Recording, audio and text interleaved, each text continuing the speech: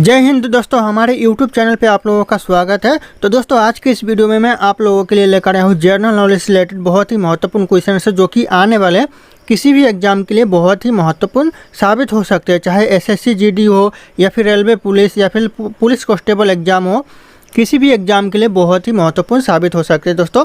तो इस वीडियो का पहला क्वेश्चन है दोस्तों, विश्व का सबसे ऊंचा ज्वालामुखी पर्वत कहाँ पर स्थित है। सबसे ऊंचा दोस्तों ज्वालामुखी पर्वत है पूरे विश्व का, वह कहाँ पर स्थित है।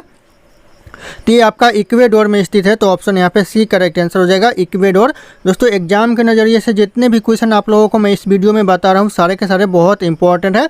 आप लोग एक कॉपी कलम लेकर जितने भी क्वेश्चन बता रहा हूँ सारे के सारे आप लोग नोट डाउन कर लीजिएगा और बार बार उसे रिविजन कीजिएगा, क्योंकि सारे के सारे क्वेश्चन बहुत ही इंपॉर्टेंट है। और अगर आप लोगों को इस वीडियो में एक भी क्वेश्चन का सही उत्तर पता होगा तो कॉमेंट करके ज़रूर बताइएगा, ताकि मुझे भी पता चले कि आप लोगों को पहले से कितना जानकारी है।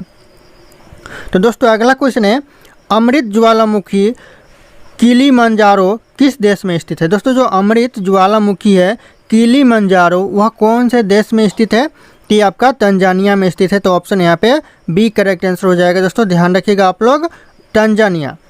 अगला क्वेश्चन आ रहा है, सुनामी का मुख्य कारण क्या होता है। ये भी बहुत ही इंपॉर्टेंट क्वेश्चन है दोस्तों एग्जाम के लिए। सुनामी का मुख्य कारण क्या होता है, आते रहते हैं एग्जाम में, कि होता है भूकंप। सुनामी का जो मुख्य कारण होता है वो होता है भूकंप आना। भूकंप आने से ही सुनामी आता है। तो ऑप्शन यहाँ पे बी करेक्ट आंसर हो जाएगा। अगला क्वेश्चन है, भूमध्य रेखा देश किस देश से होकर गुजरती है। दोस्तों जो भूमध्य रेखा है वह कौन से देश से होकर गुजरती है। कि आपका मैक्सिको से होकर गुजरती है। तो ऑप्शन यहाँ पे बी मैक्सिको करेक्ट आंसर हो जाएगा, भूमध्य रेखा। ध्यान रखिएगा ये क्वेश्चन एग्जाम में आते रहते हैं, बहुत इंपॉर्टेंट क्वेश्चन है दोस्तों। अगला क्वेश्चन है, योजना आयोग द्वारा अब तक कितनी पंचवर्षीय योजना बनाई जा चुकी है। दोस्तों जो योजना आयोग के द्वारा कितनी पंचवर्षीय योजना अब तक बनाई जा चुकी है। तो यह 12 दोस्तों, ध्यान रखिएगा ऑप्शन सी 12 पंचवर्षीय योजना जो कि अब तक योजना आयोग के द्वारा बनाई जा चुकी है। तो बहुत इंपॉर्टेंट क्वेश्चन होने वाला है दोस्तों। अगला क्वेश्चन है, कर्क रेखा किस देश से होकर नहीं गुजरती है। दोस्तों ऐसा कौन सा देश है जहां से होकर कर्क रेखा नहीं गुजरती है। कि हो जाएगा correct answer option B, Nepal देश से होकर कर्क रेखा नहीं गुजरती है। बाकी यहाँ पे एक पॉइंट आप लोग ध्यान दीजिएगा, जो म्यांमार से होकर आपका कर्क रेखा गुजरती है, बांग्लादेश से भी होकर कर्क रेखा गुजरती है और चीन देश से भी होकर कर्क रेखा गुजरती है। अगर यहीं पे आप लोगों को पूछ देता कि कौन कौन देश से होकर गुजरती है, अगर ऑप्शन में ये तीनों रहते, म्यांमार रहते, बांग्लादेश रहते और चीन रहते, तीनों ऑप्शन में रहते, तो आपका हरगिज़ से एक ऐसा ऑप्शन होता जिसमें लिखा होता इनमें से सभी। तो आपका ऑप्शन यहाँ पे डी करेक्ट आंसर हो जाता है, इनमें से सभी। लेकिन यहाँ पे पूछा है नहीं है, तो ऑप्शन बी यहाँ पे नेपाल एक ऐसा ऑप्शन है जिस देश से होकर जो कर्क रेखा है वह नहीं गुजरती। तो अब आप लोग समझ गए होंगे मैं क्या समझाना चाहता था आप लोगों को। अगला क्वेश्चन है, किस ग्रह का घनत्व सर्वाधिक होता है। यानी जो सबसे ज़्यादा घनत्व होता है वह कौन से ग्रह का घनत्व होता है। तो हो जाएगा यहाँ पे पृथ्वी ग्रह का सबसे ज़्यादा घनत्व होता है। तो ऑप्शन यहाँ पे डी करेक्ट आंसर हो जाएगा, पृथ्वी ग्रह।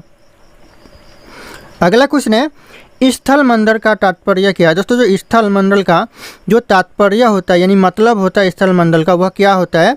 कि होता है पृथ्वी का बाह्य पापड़ी। यानी ऑप्शन यहाँ पे डी करेक्ट आंसर हो जाएगा, पृथ्वी का बाह्य पापड़ी, यह स्थल मंडल का तात्पर्य होता है। तो ऑप्शन यहाँ पे डी, ध्यान रखिएगा आप लोग। अगला क्वेश्चन है, कौन सी पंचवर्षीय योजना केवल 4 वर्ष की थी। ऐसा कौन सा पंचवर्षीय योजना था जो सिर्फ 4 साल का था। तो हो जाएगा करेक्ट आंसर, जो 5वीं पंचवर्षीय योजना थी वह सिर्फ 4 वर्ष की थी। तो ऑप्शन यहाँ पे सी करेक्ट आंसर हो जाएगा, 5वीं पंचवर्षीय योजना। दोस्तों अगला क्वेश्चन है, कुल अक्षांश रेखाओं की संख्या कितनी है। दोस्तों जो कुल अक्षांश रेखाओं है उनकी संख्या कितनी है, कितने अक्षांश रेखाओं है। तो हो जाएगा 179 अक्षांश रेखाओं की संख्या है। तो ऑप्शन यहाँ पे सी करेक्ट आंसर हो जाएगा। और ये क्वेश्चन भी एग्जाम के लिए बहुत ही इंपॉर्टेंट है, कई बार पूछे जा चुके हैं एग्जाम में क्वेश्चन।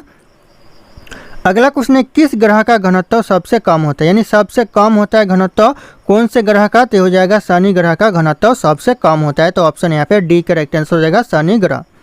अगला क्वेश्चन है, उत्तरी दोबारा की खोज किसने की थी। दोस्तों जो उत्तरी दोबारा की खोज की थी वह किसने की थी। तो हो जाएगा करेक्ट आंसर, रॉबर्ट पियरी ने उत्तरी दोबारा की खोज की थी। तो ऑप्शन यहाँ पे ए करेक्ट आंसर हो जाएगा, रॉबर्ट पियरी ने।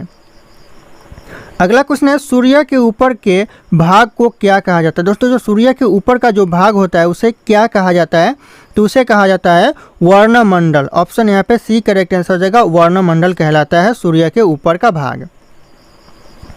अगला क्वेश्चन है भूगोल का जनक किसे कहा जाता है। दोस्तों जो भूगोल का जनक कहा जाता है वह किसे कहा जाता है, तो यह कहा जाता है हिकैटियस को। हिकैटियस ऑप्शन यहाँ पे डी करेक्ट आंसर हो जाएगा, भूगोल का जनक कहा जाता है। अगला क्वेश्चन है वर्तमान भूत की कुंजी। दोस्तों वर्तमान भूत की कुंजी यह कथन किसका है, यह जो भूत की कुंजी कहा है, वर्तमान भूत की कुंजी, यह किसने कहा है दोस्तों, तो यह कहा है जेम्स हटन ने। तो ऑप्शन यहाँ पे बी हो जाएगा करेक्ट आंसर, जेम्स हटन। ध्यान रखिएगा एग्जाम के लिए बहुत इंपॉर्टेंट है। अगला क्वेश्चन है मेक इन इंडिया कार्यक्रम कब आरंभ किया गया। दोस्तों जो मेक इन इंडिया कार्यक्रम आरंभ किया गया वह कब किया गया, तो ये हो जाएगा आपका सितंबर 2014 में यह मेक इन इंडिया कार्यक्रम आरंभ किया गया। तो ये क्वेश्चन बहुत इंपॉर्टेंट है दोस्तों, 2024 के किसी भी एग्जाम की बात करें दोस्तों, सारे एग्जाम के लिए बहुत ही इंपॉर्टेंट होने वाला है। और अगर आप लोग हमारे चैनल पर नए होंगे तो इसी तरह के वीडियो पाने के लिए आप लोग हमारे चैनल को सब्सक्राइब करके बेल आइकन को प्रेस कर लीजिएगा और इस वीडियो को एक लाइक भी कर दीजिएगा दोस्तों। अगला क्वेश्चन है अटल पेंशन योजना कब शुरू की गई थी। दोस्तों जो अटल पेंशन योजना शुरू की गई थी वह कब की गई थी, तो आपका 9 मई 2015 में अटल पेंशन योजना शुरू की गई थी। तो ये भी बहुत इंपॉर्टेंट क्वेश्चन है, ये आते रहते हैं क्वेश्चन, ये कॉमन क्वेश्चन है एग्जाम के लिए, अटल पेंशन योजना। तो अगला क्वेश्चन आ रहा है मेक इन इंडिया कार्यक्रम का लोगो क्या है। दोस्तों जो मेक इन इंडिया कार्यक्रम का जो डीपी बोल सकते हैं या फिर लोगो बोल सकते हैं, तो क्या है दोस्तों, तो ये हो जाएगा आपका शेर। ऑप्शन यहाँ पे ए शेर मेक इन इंडिया कार्यक्रम का लोगो है। तो ध्यान रखिएगा एग्जाम के लिए बहुत इंपॉर्टेंट हो सकता है। अगला क्वेश्चन है वेल्थ ऑफ नेशंस पुस्तक के लेखक कौन है। जो दोस्तों यहाँ पे देखिए जो पुस्तक है वेल्थ ऑफ नेशंस, उस पुस्तक के जो लेखक है वह कौन है, तो हो जाएगा correct answer option A Adam Smith wealth of Nations पुस्तक के लेखक है। तो ऑप्शन ए करेक्ट आंसर हो जाएगा। और ये क्वेश्चन बहुत इंपॉर्टेंट है एग्जाम के लिए दोस्तों, आप लोग नोट डाउन कर लीजिएगा सारे के सारे क्वेश्चन को। अगला क्वेश्चन है पांचवी पंचवर्षीय योजना का मूल उद्देश्य क्या था। दोस्तों जो पांचवी पंचवर्षीय योजना था उसका मूल उद्देश्य क्या था, तो यहाँ पे था ऑप्शन ए गरीबी हटाओ, यह पांचवी पंचवर्षीय योजना का मूल उद्देश्य था। और दोस्तों यहाँ पे ध्यान देखिएगा जो पांचवी पंचवर्षीय योजना था उसका जो टाइम था वह 4 वर्ष का अवधि था। इसका जो पंचवर्षीय योजना होता है उसका मिनिमम जो टाइम होता है 5 साल का होता है, लेकिन ये ऐसी पंचवर्षीय योजना थी, पांचवी पंचवर्षीय योजना, जिसकी जो टाइम था अवधि था वह सिर्फ 4 साल का था। मैंने आगे भी इस वीडियो में मैंने आप लोगों को बताया, शायद आप लोगों ने ध्यान दिया होगा तो आप लोगों को पता होगा। इस वीडियो में मैंने आप लोगों को डिस्कशन किया था, एक क्वेश्चन भी था कि जो 4 साल की अवधि थी वो कौन सी पंचवर्षीय योजना थी, तो मैंने आप लोगों को बताया था कि वो पांचवी पंचवर्षीय योजना थी। तो ध्यान रखिएगा आप लोग। अगला क्वेश्चन है poverty of un British rule in India, यह किसकी प्रसिद्ध पुस्तक है। दोस्तों जो पुस्तक है poverty and un British rule in India, यह जो पुस्तक है यह किसने लिखा था, किसकी पुस्तक है प्रसिद्ध, तो हो जाएगा आपका दादा भाई नौरोजी की यह पुस्तक है। तो ऑप्शन यहाँ पे सी करेक्ट आंसर हो जाएगा, दादा भाई नौरोजी। ध्यान रखिएगा ये पुस्तक इनके द्वारा लिखा गया है। अगला क्वेश्चन है भारत में किस वर्ष रेल बजट को आम बजट में मिला दिया गया। दोस्तों भारत में ऐसा कौन सा साल था जिसमें रेल बजट को आम बजट में मिला दिया गया, तो हो जाएगा 2017 में रेल बजट को आम बजट के साथ जोड़ दिया गया। तो ऑप्शन यहाँ पे सी करेक्ट आंसर हो जाएगा 2017। अगला क्वेश्चन है अर्थशास्त्र का नोबेल पुरस्कार किसने स्थापित किया था। दोस्तों जो अर्थशास्त्र का जो नोबेल पुरस्कार स्थापित किया था किसने किया था, ये हो जाएगा करेक्ट आंसर ऑप्शन बी हो जाएगा, स्वीडन का सेंट्रल बैंक ने किया था। स्वीडन का सेंट्रल बैंक, ऑप्शन यहाँ पे बी करेक्ट आंसर हो जाएगा। ध्यान रखिएगा एग्जाम के लिए ये क्वेश्चन भी बहुत इंपॉर्टेंट है दोस्तों। अगला क्वेश्चन है भारत में गठित पहले सरकारी समिति कौन सी थी। दोस्तों सरकारी नहीं सहकारी है दोस्तों, मैं सरकारी पढ़ रहा हूँ। भारत में गठित पहले सहकारी समिति कौन सी थी, तो हो जाएगा करेक्ट आंसर साख समितियाँ। दोस्तों जो साख समितियाँ है यह भारत में गठित पहले सहकारी समिति थी। तो ऑप्शन यहाँ पे ए करेक्ट आंसर हो जाएगा। एग्जाम के लिए ये भी बहुत इंपॉर्टेंट है दोस्तों। अगला क्वेश्चन है नरसिंहम रिपोर्ट का संबंध किसके पूर्ण गठन से है। दोस्तों जो नरसिंहम का रिपोर्ट का संबंध है वह किसके पूर्ण गठन से है, तो हो जाएगा आपका बैंकिंग संस्थान से। बैंकिंग संस्थान, ऑप्शन यहाँ पे सी करेक्ट आंसर हो जाएगा। दोस्तों ध्यान रखिएगा मैं बार बार बोल रहा हूँ आप लोगों को, इंपॉर्टेंट क्वेश्चन है तो इंपॉर्टेंट है तभी बोल रहा हूँ आप लोगों को, ऐसे मैं नहीं बोल रहा हूँ। दोस्तों अगला क्वेश्चन है विश्व व्यापार संगठन WTO, दोस्तों यहाँ पे वोट लिखा है लेकिन ये WTO होगा दोस्तों। तो WTO किस वर्ष में कार्यान्वित हुआ? दोस्तों कार्यान्वित हुआ कौन से वर्ष में हुआ दोस्तों? तो हो जाएगा 1995 में यह कार्यान्वित हुआ। तो ऑप्शन यहाँ पे ए करेक्ट आंसर हो जाएगा। और ये क्वेश्चन एग्जाम में हरगिज आते हैं दोस्तों, तो आप लोग इसे कभी मत भूलिएगा, आप लोग इसे रिविजन करते रहिएगा।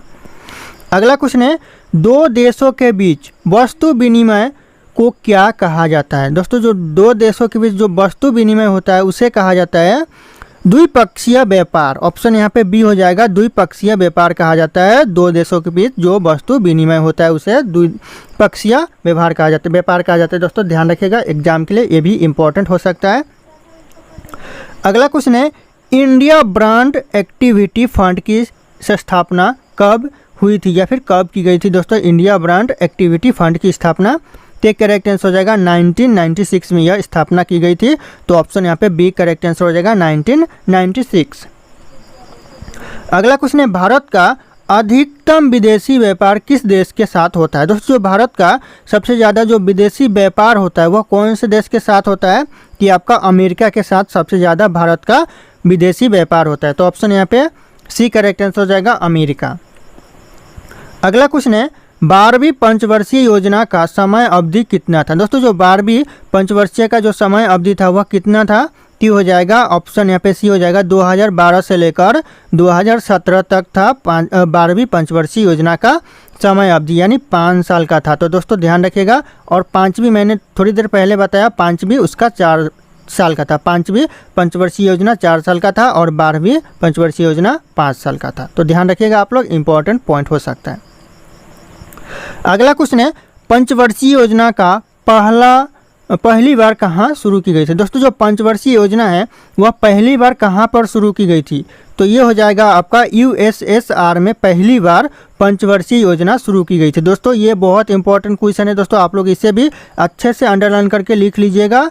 USSR में पहली बार पंचवर्षीय योजना की शुरू की गई थी। तो ऑप्शन यहाँ पे डी करेक्ट आंसर हो जाएगा। अगला क्वेश्चन है, भारत में योजना की अवधारणा कब स्वीकार की गई? दोस्तों जो भारत में योजना की जो अवधारणा है वह कब स्वीकार की गई? तो 1950 में, यानी 1950 में की गई। तो ऑप्शन यहाँ पे बी करेक्ट आंसर हो जाएगा। अगला क्वेश्चन है, भारत में राष्ट्रीय जल मार्गों की संख्या कितनी है? दोस्तों जो भारत में राष्ट्रीय जल मार्गों की संख्या है कितनी है? तो हो जाएगा आपका 111 भारत में राष्ट्रीय जल मार्गों की संख्या है। तो ऑप्शन यहाँ पे बी करेक्ट आंसर हो जाएगा दोस्तों। अगला क्वेश्चन है, हड़प्पावासी किस वस्तु के उत्पादन में सर्वप्रथम थे? यानी सबसे आगे थे कौन से वस्तु के उत्पादन में? हड़प्पावासी। तो हो जाएगा कपास के उत्पादन में सबसे आगे थे हड़प्पावासी। तो ध्यान रखिएगा, ये भी क्वेश्चन बहुत इंपॉर्टेंट है। अगला क्वेश्चन है, सिंधु सभ्यता का सर्वाधिक उपयुक्त नाम क्या था? यानी जो सिंधु सभ्यता का सबसे ज़्यादा किस नाम से जाना जाता था दोस्तों? तो हो जाएगा हड़प्पा सभ्यता के नाम से सिंधु सभ्यता को सबसे ज़्यादा जाना जाता था। तो ऑप्शन यहाँ पे ए करेक्ट आंसर हो जाएगा, हड़प्पा सभ्यता। अगला क्वेश्चन है, भारत में खोजा गया सबसे पहले पुराना शहर कौन सा था? दोस्तों जो भारत में खोजा गया सबसे पुराना शहर खोजा गया वह कब और कौन सा था दोस्तों? तो यह था हड़प्पा शहर, जो कि सबसे पहले खोजा गया सबसे पुराना शहर है। दोस्तों ध्यान रखिएगा, और एग्जाम के लिए ये भी बहुत इंपॉर्टेंट हो सकता है। अगला क्वेश्चन है जिसका आंसर आप लोगों को कमेंट करके बताना है, पंचवर्षीय योजना पहली बार कहाँ शुरू की गई? दोस्तों मैंने इस क्वेश्चन का आंसर मैंने आप लोगों को पहले बताया है। अगर आप लोगों को पता होगा तो कमेंट करके ज़रूर बताइएगा। ऑप्शन यहाँ पे सारे के सारे शो कर रहे हैं। फिर मिलते हैं अगले वीडियो में।